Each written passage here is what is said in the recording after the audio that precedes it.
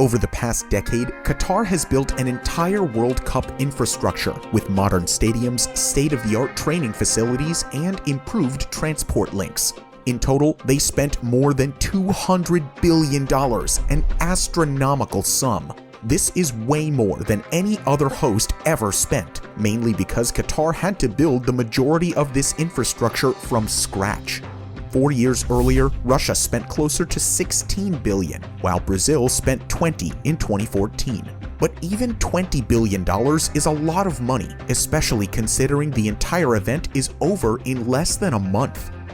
Besides gaining worldwide attention, countries hope that the World Cup infrastructure will offer long-term benefits. The transport links could breathe new life into previously run-down areas, while stadiums could start to pay for themselves by hosting concerts and events. It's a bold vision, vibrant venues outliving their original purpose. But it doesn't always work like that.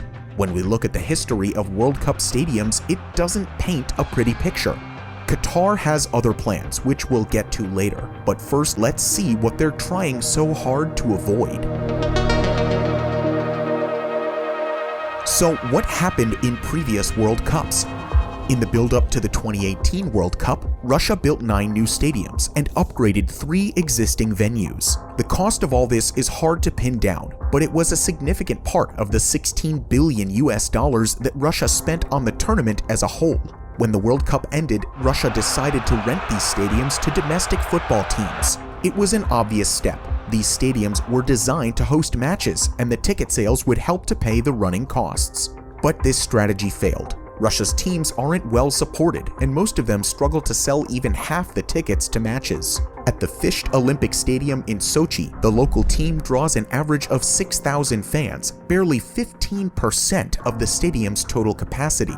These low attendances make it hard to cover the running costs. The stadiums are leaking money, and taxpayers are footing the bill. They've been described as white elephants, expensive, pointless, and burdensome.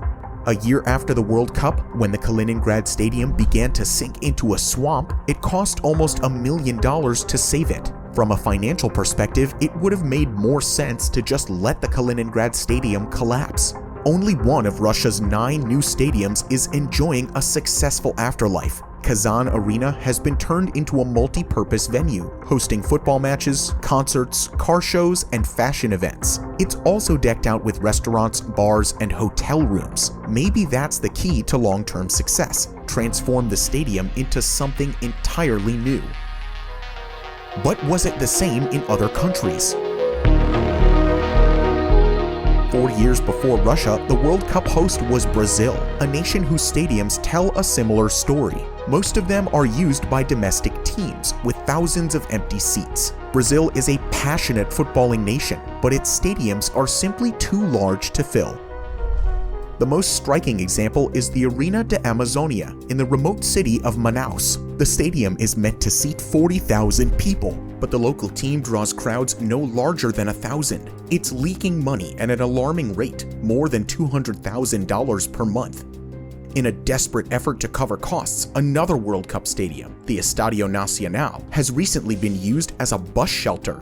Meanwhile, the Arena das Dunas is trying to make money by hosting weddings and children's parties. It sounds even worse when we consider the fact that some of these stadiums only hosted 4 World Cup matches. Was all of this worth it for just 6 hours of football? Brazilian taxpayers don't think so. A quarter of the country is living in poverty, and instead of sinking money into loss-making stadiums, they would prefer to see their taxes spent elsewhere. Jose Cruz, a Brazilian reporter, summed it up in 2015. "I don't see any World Cup legacy to Brazil, except the debts we have inherited." 4 years earlier, the World Cup was hosted in South Africa. These stadiums are doing slightly better than the ones in Russia and Brazil. The Moses Madiba Stadium in the city of Durban now operates as a multi-purpose venue. As well as hosting events and music concerts, visitors can ride a sky car to the top of the central arch and even do some bungee jumping. But South Africa's stadiums aren't all successful. The Cape Town Stadium, complete with 65,000 seats, has never turned a profit. There have even been several calls to demolish the stadium, and it might only be a matter of time. Qatar is keen to avoid these mistakes of previous World Cups, especially after their bid was mired in lots of controversy, with almost 30 FIFA officials forced to step down after evidence of corruption and bribery. Things got even worse in 2013 when Amnesty International reported serious exploitation of migrant workers. Many of these workers were poorly paid or not paid at all and forced to work in dangerous physical conditions. In 2021, an investigative report by The Guardian newspaper estimated that more than 6,000 workers had died in Qatar since their World Cup bid. Overall, it's caused a lot of damage to the country's global reputation. About the only thing they haven't been criticized for are their plans to deal with the World Cup stadiums when the tournament comes to an end. So what are Qatar's plans for their World Cup stadiums? The existence of 8 colossal stadiums would be irrational for a country as small as Qatar. To put it into perspective, the nation is home to 400,000 Qatari citizens. The stadiums, meanwhile, have the capacity to hold 420,000. Russia is home to 140 million people, while Brazil is home to 220. If these countries can't fill their World Cup stadiums, Qatar won't stand a chance. But Qatar won't try to fill them. Instead, they want to transform them. The 2 largest stadiums, Lusail and Al Bayt, will be transfigured into modern multi-purpose venues. At Lusail Stadium, most of the seats will be removed to make way for shops, cafes, a school, a health clinic, and maybe even some apartments. Al Bayt will undergo a similar process. It will be turned into a 5-star hotel, a shopping mall, and a hospital. In both of the stadiums, the pitch will be kept right at the heart of the other amenities, but it will mainly be used to host community events as opposed to professional football matches. 3 more of the stadiums, Ahmad bin Ali, Al Janoub, and Al Tumama Stadium, will still be used for football matches, but only after the venues are massively downsized. In all 3 cases, the capacity will be cut from 45,000 down to 20,000 by removing temporary seating. This strategy was also used in Russia, with temporary stands squeezed at the end of Ekaterinburg Central Stadium. Qatar promised to donate the temporary seating to other countries who are looking to improve their sporting infrastructure. The downsized 20,000-seater stadiums will probably struggle to reach capacity, since the Qatari Football League sometimes only draws crowds as small as a couple hundred people. But then there's Stadium 974, the most innovative solution of all. This stadium is a completely temporary venue, the first of its kind in World Cup history.